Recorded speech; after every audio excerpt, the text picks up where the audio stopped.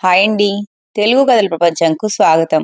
ఇవాళ ధనలక్ష్మి గారు రచించిన 'అసూయ' అనే కథను వినేద్దామండి. మధు, ఎలా ఉంది నా డ్రెస్సు? రివ్వున తూనీగలా లోపలికి వచ్చింది రవలి. కుంకుమ రంగు డ్రెస్ మీద అక్కడక్కడ వాలినట్లుగా బంగారు రంగు సీతాకోకచిలుకలు. అసలు పసుపు కుంకుమల కలయికలోనే ఆ అందం ఉంటుందేమో. రెప్ప వేయకుండా అలానే చూస్తున్న మధుమిత ముఖం సంతృప్తి కలిగించింది రవలికి. ఇదిగో ఈ పచ్చలహారం చూడు, అతిశయంగా చూపించింది. రవలి మెడలో అతికినట్టుంది సరిగ్గా. డ్రెస్ కి కూడా బాగా మ్యాచ్ అయింది. చాలా బాగుంది. నీకు బాగా సెట్ అయింది మనస్ఫూర్తిగా చెప్పింది. Thank you so much. Dress మా మామయ్య కొన్నాడు. నెక్లెస్ డాడీ చేయించారు. ఇంకా అమ్మమ్మ 2 డ్రెస్సులు కొంది తెలుసా? అవి ఇంకా బాగున్నాయి.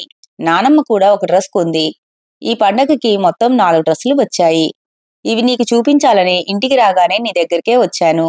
ఆగి మధువైపు చూసింది. అవును, నీ డ్రెస్సులు చూపించవా నాకు అన్నది. అప్పటి వరకు రవలి చెప్తున్నదంతా నవ్వుతూ వింటున్న మధు ముఖం వెలవెలపోయింది. సమాధానం చెప్పలేక మౌనంగా ఉండిపోయింది. అదేంటే మొహమలా పెట్టావు? పెద్ద పండక్కి కూడా ఏం కొనలేదా? నువ్వెలా ఊరుకున్నావు? నీ ప్లేస్లో నేనుంటే అలిగి అన్నం మానేసి ఏడ్చి ఎంత గోల చేసేదాన్నో. అలా చేస్తేనే మనం అడిగినవి కొంటారు రహస్యంలా చెప్పింది. తనలా చేస్తే ఇంట్లో తిట్లు ఎలా ఉంటాయన్నది తెలుసు కనుక నోరు మూసుకుని ఊరుకుంది మధు. కాసేపు అమ్మమ్మ వాళ్ళింటి విశేషాలన్నీ చెప్పి వెళ్ళిపోయింది రవలి. చదవడానికి తీసిన పుస్తకాలన్నీ పక్కన పడేసింది మధు. మనసంతా చిరాగ్గా విసుగ్గా అయిపోయింది రవలి రాకతో. ధనవంతుల జాబితాకి దగ్గరగా ఉండే రవలికి, మధ్యతరగతి కుటుంబాలకి అడ్డుకట్టగా ఉన్న మధుకి స్నేహం కుదరటం విచిత్రమే. కొత్తూరులో ఉన్న ఏకైక ప్రైవేట్ కాలేజీలో ఇంటర్ చదువుతున్నారు వారిద్దరూ. చుట్టూ తన స్థాయికి సమానమైన వాళ్ళు చాలామంది ఉన్నా, తనకన్నా అన్ని విధాలుగా తక్కువ స్థాయిలో ఉన్న మధుతో స్నేహం కుదుర్చుకుంది రవలి. మధు దగ్గర అయితే తన బ్యాగ్, బట్టలు, నగలు అన్నిటి గురించి ఎంతసేపైనా చెప్పొచ్చు. తనలా చెప్తున్నప్పుడు మధు కళ్ళు విప్పార్చుకొని వింటుంటే ఇష్టమైన షాపులో 100 డ్రెస్సులు ఒకేసారి కొన్నంత ఆనందం కలుగుతుంది. కానీ మధు మనసులో రోజురోజుకి పెరిగిపోతున్న నిరాశ, నిస్సహాయత కనిపించలేదు రవలికి. కనిపించినా పెద్దగా పట్టించుకోదు. అవతలి వారి భావాలకి విలువ ఇచ్చే మనిషి కాదు రవలి. హేయ్, రేపు అందరం పండగ డ్రెస్సులు వేసుకుందామా? ఉత్సాహంగా అనౌన్స్ చేసింది Meena. That's a good idea. Sankranti సంబరమంతా మన క్లాసులోనే అయితే అందరికీ ఓకే కదా? మీనా ప్రతిపాదనని ఆమోదిస్తూ మరోసారి అడిగింది లత. అంతా ఏకగ్రీవంగా సరే అనేశారు. ఏదో పోగొట్టుకున్నట్లు దిగులుగా కాళ్ళిడ్చుకుంటూ వస్తున్న మధుని చూసి దగ్గరికెళ్ళింది సుమతి. ప్రీ ఫైనల్ రిజల్ట్స్ ఇచ్చారా? ఇచ్చారమ్మా. మంచి గ్రేడ్ రాలేదా? టాపర్ ఎవరు? ఇంకెవరు? రవలినే. టాప్ 5లో కూడా లేను. మధు కళ్ళల్లోకి నీళ్లొచ్చేశాయి. పోనీలే, బాగా కష్టపడి ఫైనల్లో మంచి మార్కులు తెచ్చుకుందువు ఓదార్చింది కూతుర్ని. అది కాదమ్మా, రేపు శనివారం కదా. అందరం కొత్త డ్రెస్సులు వేసుకునే వెళ్ళాలి. పాతవి వేసుకుంటే నన్ను చూసి నవ్వుతారు అన్నది. ఈసారి ఏం చెప్పి ఓదార్చాలో తెలియలేదు సుమతికి. మళ్ళీ పండగకి వాళ్ళందరికన్నా మంచి డ్రెస్ కొంటాను కదమ్మా అంటూ లోపలికి వచ్చాడు మోహన్. మళ్ళీ వచ్చే సంవత్సరానికి నేను ఆ కాలేజీలో ఉండను కదా. ఈ క్షణం గడిచిపోవటానికి ఏదో ఒకటి చెప్పకండి. కోపంగా అరిసేసి బుక్స్ తీసుకుని మేడ మీదకెళ్ళింది. కూతురికి బంగారు నగలు ఎలాగూ కొనలేను. కనీసం ఈ చిన్న సరదా కూడా తీర్చలేకపోయాను నిట్టూర్చి ఊరుకున్నాడు మోహన్. నీలాకాశం వంక శూన్యంలోకి చూస్తూ ఉండిపోయింది మధు చాలాసేపు. అమ్మ అన్నిటికీ దేవుడు దేవుడు అంటుంది కాని, దేవుడనేవాడు నిజంగా ఉంటే మరి ఇంత అన్యాయమా? చదువు, ఆస్తి, అందము అన్నీ ఒక్కరికే ఎందుకిస్తాడు? అసలు అదేం సమానత్వం? దాదాపు గంటసేపు అలాగే ఉండిపోయింది, చుట్టూ కొండల్ని, వరుస క్రమంలో ఎగురుతున్న పక్షుల్ని చూస్తూ. తల్లిదండ్రుల మీద అనవసరంగా అరిచేసినందుకు బాధపడింది. కష్టపడి చదివిస్తున్నారు. తన కోసం ఎక్కువే కష్టపడుతున్నారు. తనేం చేసింది? తిట్టుకుంటూ బుక్స్ ఓపెన్ చేసింది. తను కొత్త డ్రెస్ వేసుకోకుండా వెళ్ళటం, కారణం తెలిసి కూడా రవలి 1కి 2 సార్లు అడగటం, అదేదో పెద్ద బ్రేకింగ్ న్యూస్లా అందరికీ చెప్పటం అవసరమా అని శనివారం ఇంట్లోనే ఉండిపోయింది మధు. అయినా రవలి ఊరుకోలేదు. సోమవారం ఉదయం నుండి సాయంత్రం వరకు డ్రెస్ గురించి, మధు గురించి కామెంట్ చేస్తూనే ఉంది. మధు మరింత కూచించుకుపోయింది ఆత్మన్యూన్యతతో. ఆ సంవత్సరం అంతా అలాగే గడిచిపోయింది. ఇంటర్ తర్వాత షార్ట్ టర్మ్ కోచింగ్ తీసుకుని మంచి ర్యాంక్ రావడంతో రవలి బీటెక్లో జాయిన్ అయింది హైదరాబాద్లో. మధుకి అనుకున్న ర్యాంక్ రాక డిగ్రీలో జాయిన్ అయింది పక్క ఊరిలో. అలా అయినా కూడా రవలి పూర్తిగా వదలలేదు మధుని. హైదరాబాద్ విషయాలు, కాలేజీ ఫ్రెండ్స్, జాబ్ ఆఫర్స్ గురించి సెలవులకి వచ్చినప్పుడల్లా మధు తలంతా నింపేస్తూ ఉండేది. రవలిపైన అసూయ అలా అలా పెరిగిపోతుంది తనకు తెలియకుండా. ఆ అసూయ తన ఆనందాన్ని, ఆత్మవిశ్వాసాన్ని హరించేస్తోంది. అప్పటికి అలా ఆలోచించకూడదని సుమతి చాలాసార్లు చెప్పింది. కొన్ని ప్రశ్నలకు కాలమే సమాధానం చెప్తుంది అన్నట్లు ఇంజనీరింగ్ ఫైనల్ ఇయర్లో మంచి సంబంధం వచ్చిందని పెళ్లి చేసేయటంతో మ్యారీడ్ లైఫ్లో పడి బిజీ అయిపోయింది రవలి. ఇంతకు ముందులా గంటలు గంటలు మధు ఇంటికి వెళ్లటం కుదరటం లేదు. అజయ్, అతని జాబ్, వాళ్ళ ఆస్తులు, పెళ్లి ధూమ్ధాంగా జరగటం అన్నీ వరుసపెట్టి చెప్పేయాలని ఎన్నోసార్లు ఫోన్ చేసినా మధు తీయలేదు. అవన్నీ విని తనలోని అసూయకి మరింత ఆజ్యం పోసుకోవటం ఎందుకు అనుకుంది. రవలి సంభ్రమంగా వినిపించిన గొంతుకి ఉలిక్కిపడి తల తిప్పింది. ఎదురుగా మధు. దాదాపు 7-8 ఏళ్లైంది చూసి.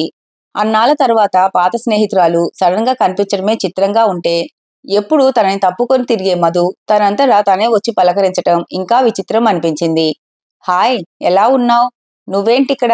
ఆశ్చర్యంగా అడిగింది. అది అజయ్ వాళ్ళ కంపెనీ ఇస్తున్న ట్రీట్. అక్కడికి తనెలా అనుకుంది. మధు సమాధానం చెప్పేలోగా వచ్చాడు అజయ్. ఇంట్రడ్యూస్ చేయలేదు కదా, నా వైఫ్ రవలి, పరిచయం చేశాడు మధుకి. రవలి కళ్ళప్పగించి చూస్తుంది అలాగనే, అర్థం కానట్టు. మధుమిత నా కొలీగ్ కమ్ ఫ్రెండ్. తల తిరిగింది రవలికి. ఎంసెట్లో మంచి ర్యాంక్ కూడా రాని మధు అంత పెద్ద కంపెనీలో వర్క్ చేస్తోందా? మేం కాలేజ్ మేట్స్, నవ్వుతూ చెబుతున్న మధు మొహంలో ఇదివరకు ఎప్పుడూ కనిపించినంత ఆత్మవిశ్వాసం. ఇదెలా సాధ్యం? రవలిలో మారుతున్న హావభావాలు తన విజయానికి గుర్తులుగా కనిపిస్తున్నాయి మధుకి. ఓ, దట్స్ నైస్. అయితే ఇప్పుడు ఫ్యామిలీ ఫ్రెండ్స్ అయిపోయాం అంటూ విశాల్ ఒక్కసారి రా ఎవరినో పిలిచాడు. ఏంట్రా? మంచి డ్రెస్ కోడ్తో ఉన్న మరొకతను వచ్చాడు. అక్కడంతా అరేంజ్మెంట్స్ చేయలేక చస్తుంటే ఏంటిక్కడ మీటింగ్ హడావిడిగా అడిగాడు. Meet my husband Vishal. సూటిగా రవలి కళ్ళలోకి చూసింది. వరుసగా తగిలిన షాక్స్ కి అయోమయంగా ఉంది రవలికి. ఇదే కదా తను కోరుకున్నది అనుకుంటూ పార్టీ అయిపోయే వరకు రవలిని అబ్జర్వ్ చేస్తూ ఉంది మధు. అనుకున్నట్టే ఉదయానికల్లా మధు వివరాలన్నీ సేకరించింది అజయ్ ద్వారా. అకౌంట్స్ మీదున్న ఇంట్రెస్ట్ తో కామర్స్ తో డిగ్రీ చేసి తరువాత ఎంబీఏ చేసిందట. తరువాత ఏదో సాఫ్ట్వేర్ కోర్స్ నేర్చుకుని ఇంటర్వ్యూకి వెళ్ళినప్పుడు అజయ్ పరిచయమై వాళ్ళ కంపెనీలో రిఫర్ చేశాడట. 1 year కి జాబ్ పర్మనెంట్ అయింది. అదే టీంలో వర్క్ చేస్తున్న విశాల్తో పెళ్ళయి 3 సంవత్సరాలైంది. రవలి మనసంతా ఏదో తెలియని అసంతృప్తి. ఆదివారం ఉదయాన్నే ఇంటి ముందు దిగిన రవలిని చూసి అంతలా ఆశ్చర్యపోలేదు మధు. వెల్కమ్ వెల్కమ్ నవ్వుతూ ఆహ్వానించింది. ఓ పెద్ద అపార్ట్మెంట్లో డబుల్ బెడ్రూమ్ ఫ్లాట్. తమలా ఇండిపెండెంట్ హౌస్ కాదు. అబ్బా, లివింగ్ ఏరియా చాలా తక్కువ. నువ్వు మా ఇల్లు చూస్తే షాక్ అవుతావు. 3 ఫ్లోర్లు, డూప్లెక్స్ అని ఇంకా ఏదో చెప్పబోయేలోపు వెయిట్ వెయిట్ మధ్యలోనే ఆపింది. అది నీ సొంతమేనా అని అడిగింది. అంటే అద్దె ఇల్లుని మా ఇల్లు అంటాననుకున్నావా అన్నది రవలి. నేననేది అది కాదు. ఇల్లు అంకుల్ కట్టించి ఇచ్చారా లేదా అజయ్ కొన్నాడా? అజయ్ కొన్నాడు అని చెప్పింది రవలి. మరప్పుడు పూర్తిగా నీదెలా అవుతుంది? ఇది నా ఇల్లు. ఐ మీన్, నేను విశాల్ జాయింట్లో లోన్ పెట్టి తీసుకున్నాం. మొదలైందా వాదన అంటూ బెడ్రూమ్ నుండి బయటకొచ్చింది సుమతి. బాగున్నారా ఆంటీ? పలకరించింది రవలి. నేనేం మొదలు పెట్టలేదమ్మా, అదే రాగానే స్టార్ట్ చేసింది. చిన్నప్పటి నుంచి అలవాటైపోయింది కదా. కళ్ళెగరేసి నవ్వింది. నేను మామూలుగానే అన్నా ఆంటీ. మీ కూతురే నా ఇల్లు నాది కాదంటోంది ఉక్రోషంగా అంది రవలి. సరే, కాఫీ తెస్తా లోపలికెళ్ళింది ఆవిడ. అయినా అజయ్ రిఫరెన్స్ తోనే నీకు జాబ్ వచ్చిందంట కదా. రిఫరెన్స్ ఇచ్చేవాళ్ళు 100 మంది ఉంటారు. కానీ వచ్చిన జాబ్ ని నిలబెట్టుకునే వాళ్ళెంతమందో అజయ్ని అడగలేదా?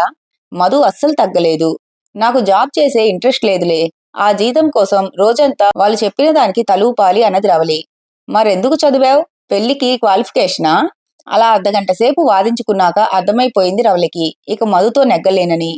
కాలేజ్లో చదువుతున్నప్పుడు మధు కాదు, అన్నిటికీ ప్రిపేర్ అయినట్టు సమాధానాలు రెడీగా ఉన్నాయి.